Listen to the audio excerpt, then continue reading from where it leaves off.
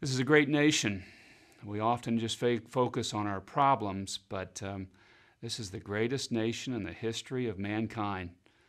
Ronald Reagan again used to talk about American exceptionalism, that this land between two oceans, blessed with people from all over the world, has a unique calling, a unique mission, and I believe it is our time, and I believe it is our destiny. This is the greatest nation in the history of mankind, and to whom much is given, much is required.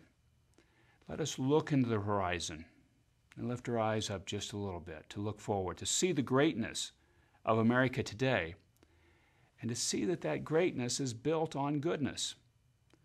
And if we ever lose our goodness, as de Tocqueville said, we will surely lose our greatness.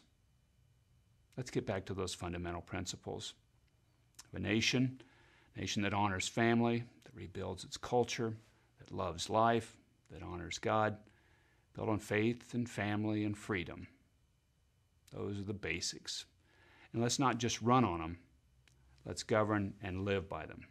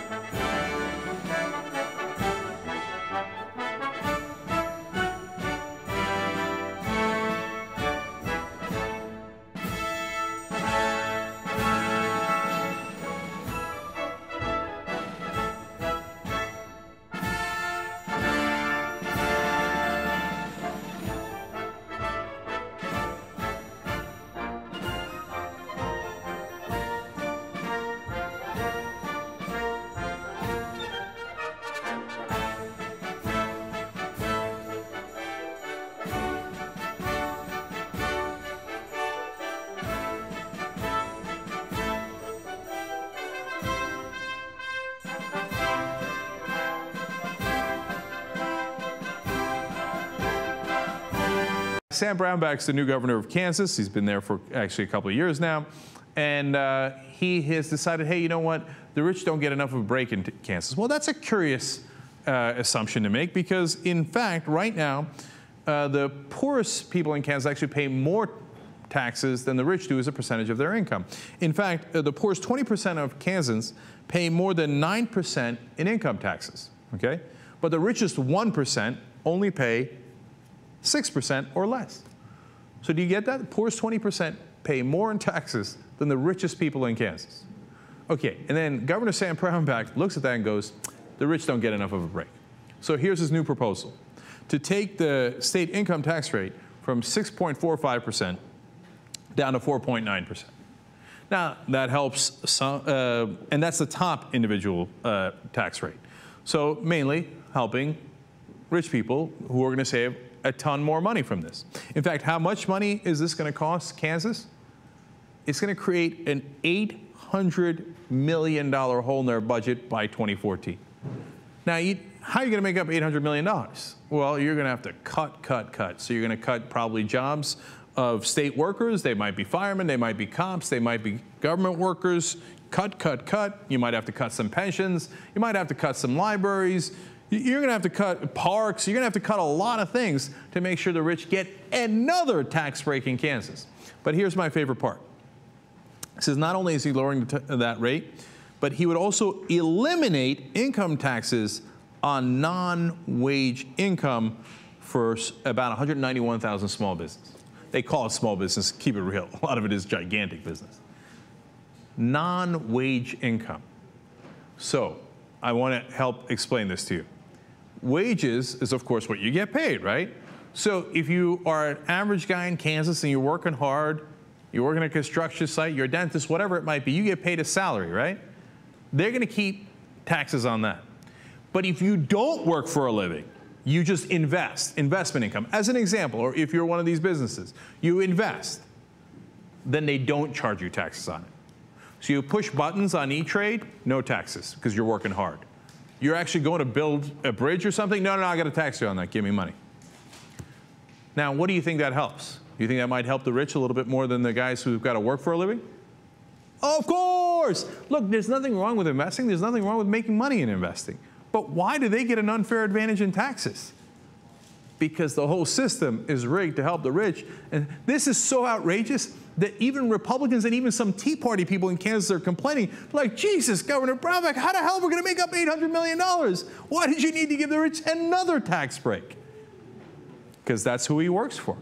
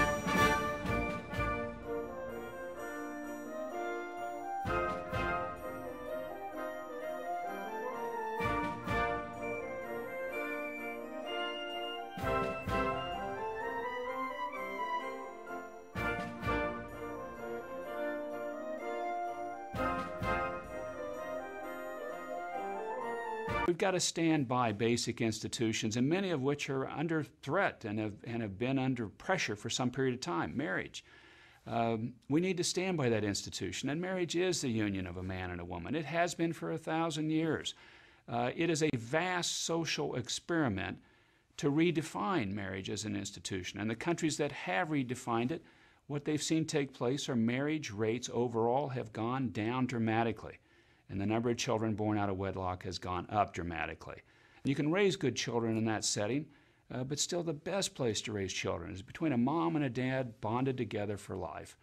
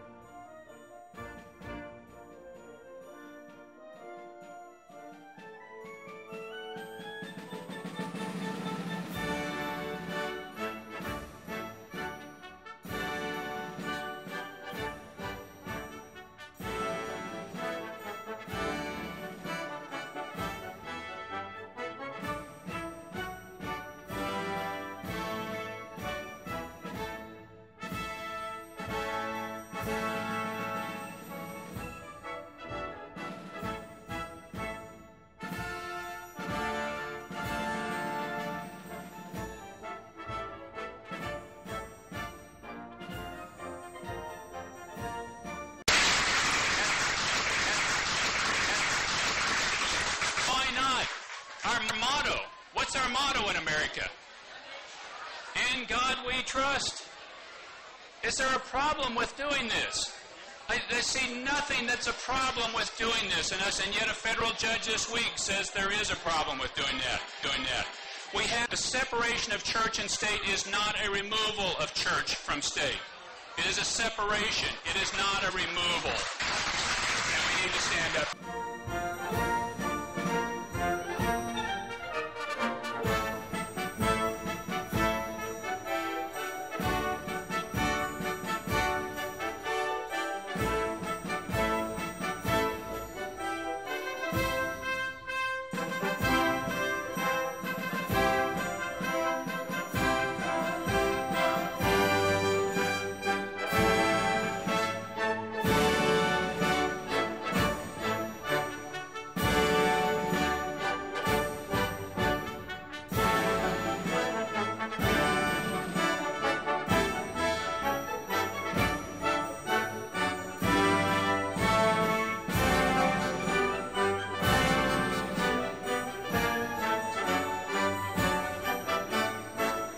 6 tonight, Kansas Governor Sam Brownback says he is done answering questions about a reported FBI investigation into some of his top aides. The New York Times is the latest to report the FBI is looking into so-called pay-to-play accusations against people close to the governor. We sent Garrett Haig to ask the governor about the investigation. Garrett, what'd you find?